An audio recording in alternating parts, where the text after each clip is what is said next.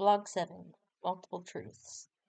In connection to conflict, multiple truths and differences are the different thoughts and perspectives one has during and about a conflict they are experiencing.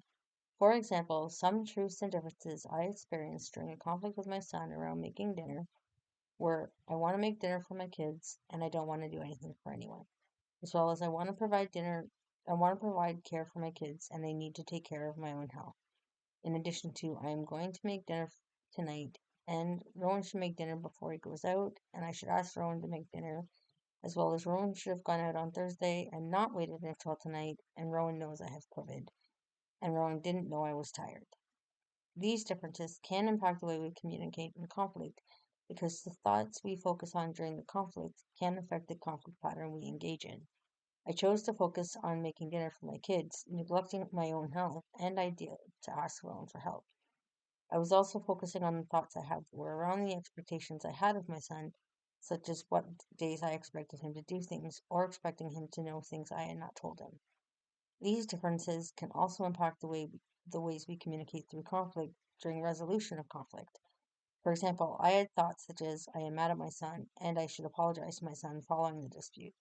Focusing on my desire to apologize allowed me to approach my son with compassion and have a conversation about what happened. Focusing on the opposing thoughts from those that led to or escalated the conflict assisted with the resolution of the conflict. It is important to be able to look at the different perspectives in a conflict because it helps us to understand that multiple things can be true and understand what we might need. For example, in the conflict with my son, both the thoughts Rowan knows I have COVID and Rowan didn't know I was tired can be true. The thoughts of I want to make dinner for my kids and I don't want to do anything for anyone can also be true. After the conflict, the feeling was that I wanted to ensure people were fed, but I didn't have the energy to make dinner. Another example of multiple truths is during a conflict I had with management at work. I had approached them with a request to accommodate my schedule with my return to school. My request was declined, and I did not agree with the reasons provided for doing so. Some thoughts that I had during that time were, this is not fair, I can go to school and work at the same time, the schedule I suggested will work and is fair, maybe they're right, their reasons are fair, and they're doing this to punish me for speaking up. With this conflict, I challenged the decision until I had no choice but to choose between my job and school because I believed that my thoughts were the only way and was not open to the ideas of the other side. Understanding the truths and differences experienced during conflict can help us communicate through conflict by leading us to use conflict patterns that lead to a resolution that works for both people. In addition, the perspectives we have and focus on could determine what conflict pattern we engage in.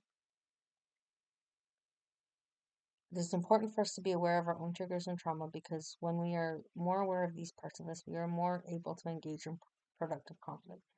Our triggers are the things we fear to see in ourselves. For example, some of my triggers are violence, abuse, substance use, dishonesty, disloyalty, disrespect, irresponsibility, hate, and procrastination. Things that I struggle with in myself are self-respect, motivation, shame, and confidence.